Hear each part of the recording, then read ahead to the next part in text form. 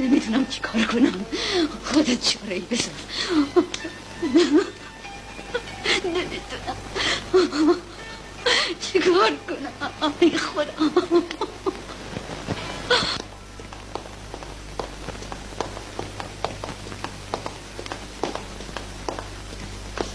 چادرتو سرت کن بیشرم.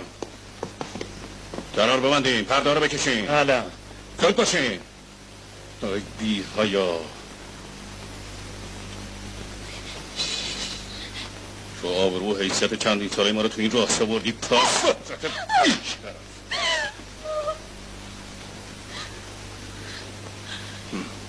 حالا چه ریختی میتونم تو مردم سرمو بلند کنم؟ باید سر به نیستش کرد. تو دیگه چی میگی؟ حاله واسه ما آب خورم میگیره بی همه چیز نست وقتی میگم یه دختر نباید از خونه پاشه بسره بیرون برای همینه دیگه. رفت پس ما رو بگو باز خاطر خواهر رفیقمون تو محل چه رسوایی بپا کردیم. داشته حالا رسوایی همه آدم هم شدیم. بی حیا. تو باعث بدبختی ما هستی، باعث ننگ کامل ما هستی. به دست خودمون بود.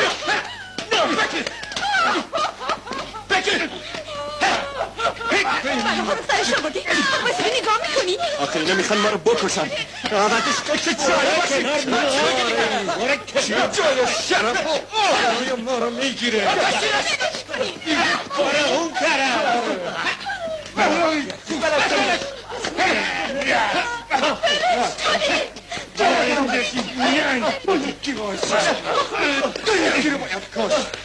شما رو به این قرآن بلش کنی.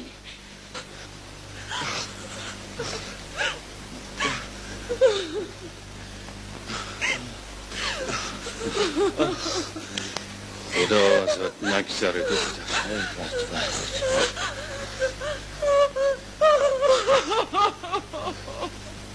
ببین چه آبرو ریزی به بار آوردی. من که از اول بهتون گفتم که میخوام باش عروسی کنم. هر کی هست و هر چی هست باید باش عروسی بکنی. این دسته گلیه که خود ناخلفت به آب دادی. چشمتم کور. من دیگه نمیخوام زنش بشم. اصلا این کارو نمیخوام بکنم. نمیخوام. نفهمیدم چطور شد؟ تو که اینم قبول نداری؟ بلش کن چارت میگه. آبچی به کلش زده بابا. همین که گفتم غیر ممکنه باشه عروسی کنم. چرا غیر ممکنه؟ نفهمیدم. هیچ معلوم است تو نساسی داری میگی؟ آخه چرا؟ من نمیخوام تو خونه کسی برم که از سر سیری با من عروسی کرده. تو داری اشتباه میکنی. چی رو اشتباه میکنم؟ من با آدمی که به خاطر اجبار و فشار شما بخواد با هم عروسی بکنه مصلحت نمی کنم. ولم کنیم بذاریم برم بمیرم. خدا جونم.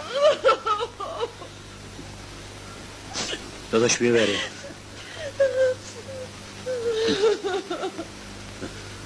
بریم.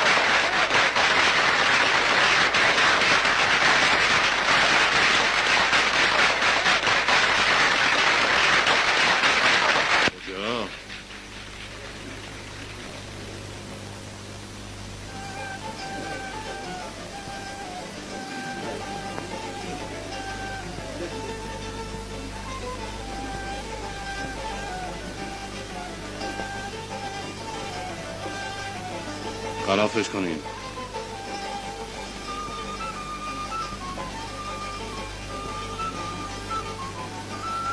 گفتم غلافش کنین.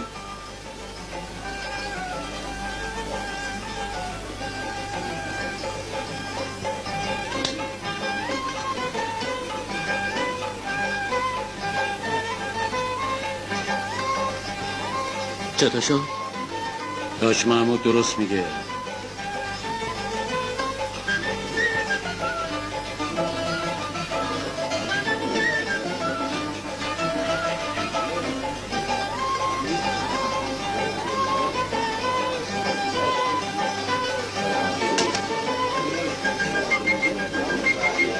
این مردونگی